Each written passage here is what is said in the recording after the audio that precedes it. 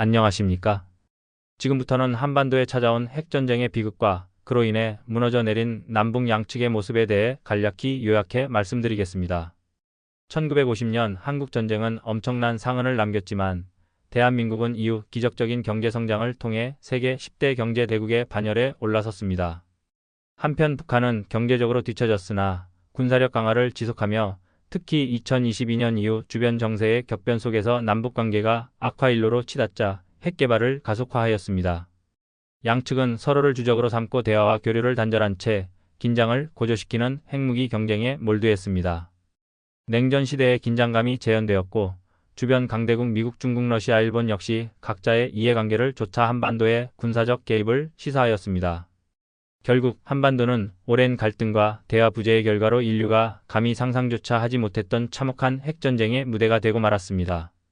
핵전쟁의 발단은 어느 추운 겨울 새벽이었습니다. 북측에서 발사된 미사일이 남측으로 날아들자 남측에서도 대기 중이던 핵무기를 즉각 발사함으로써 걷잡을 수 없는 국면으로 치달았습니다.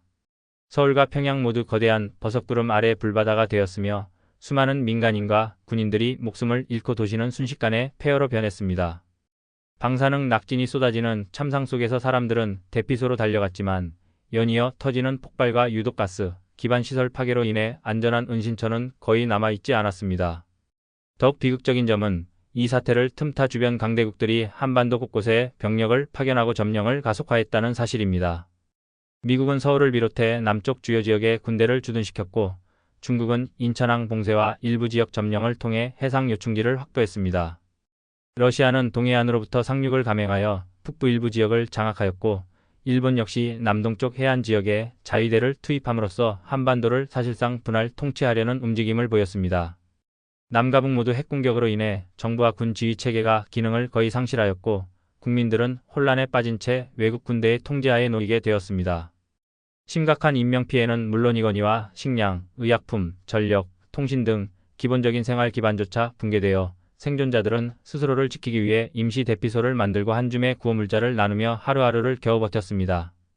방사능으로 인한 장기적 피해가 예상됨에도 제대로 된 의료나 구호체계가 작동하기 어려운 상황이라 많은 이들이 고통스럽게 죽어가거나 불치의 질병을 앓게 되었습니다. 그럼에도 불구하고 폐허 더미 속에서 살아남은 사람들은 서로에게 작은 희망을 건네주려 애썼습니다.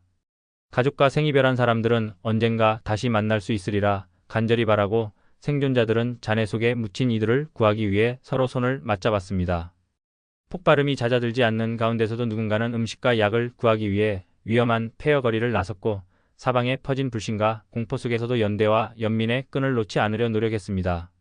하지만 외국 군대가 자기들끼리 세력권을 나누고 국제사회는 강대국들의 정치적 이익 앞에서 발이 묶여 제대로 된 중재를 이루지 못했습니다.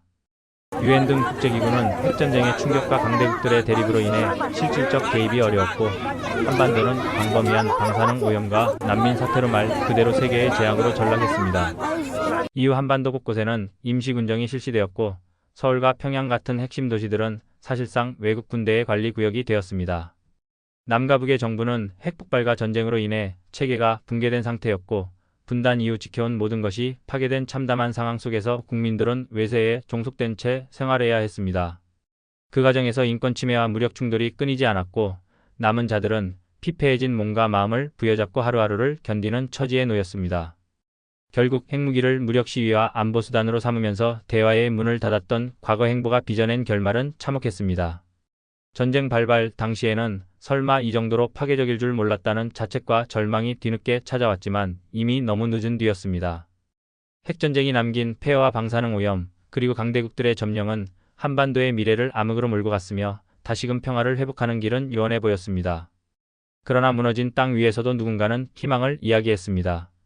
언젠가는 전쟁이 멎고 방사능 낙진도 옅어질 것이라며 살아남은 이들은 서로에게 위로를 건넸습니다. 과거에 저질렀던 적대와 갈등을 끊임없이 반성하고 평화의 소중함을 되새기자는 목소리가 조금씩 퍼져갔습니다.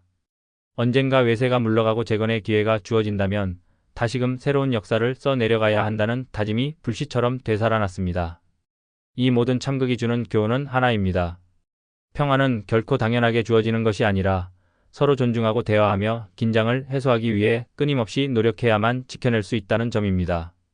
남과 북 그리고 주변 국제사회가 교류와 협력을 통해 갈등을 관리하고 더 나아가 상생의 길을 찾았다면 결코 일어나지 않았을 비극이었습니다. 부디 이야기를 접하시는 분들께서는 한반도의 아픈 과거와 상상하기조차 두려운 미래의 파국을 떠올리며 평화의 씨앗을 소홀히 하지 않길 간절히 부탁드립니다. 우리 모두 다시는 이러한 재앙을 겪지 않도록 서로가 불신의 벽을 낮추고 이해와 공존을 지향해야 합니다. 핵전쟁이라는 최악의 시나리오는 누구에게도 득이 되지 않으며 무엇보다 수많은 인명을 희생시키고 인류 전체의 안전을 위협하는 파멸의 길입니다. 오늘날 이어지는 크고 작은 갈등 앞에서도 한 발짝 물러서 대화의 장을 마련하고 타협과 융화의 정신을 잊지 않는다면 언젠가 한반도는 물론 전 세계에도 지속 가능한 평화가 깃들 수 있으리라 믿습니다. 이상으로 핵전쟁이 초래한 한반도 파국의 요약을 마치겠습니다. 아무쪼록 평화의 가치가 퇴색되지 않고 대화와 협력의 길이 영원히 이어지길 기원합니다. 감사합니다. 마지막으로 이 비극적 상황을 상기하시어 평화와 화합의 가치를 깊이 새겨주시길 바라며 글을 마칩니다.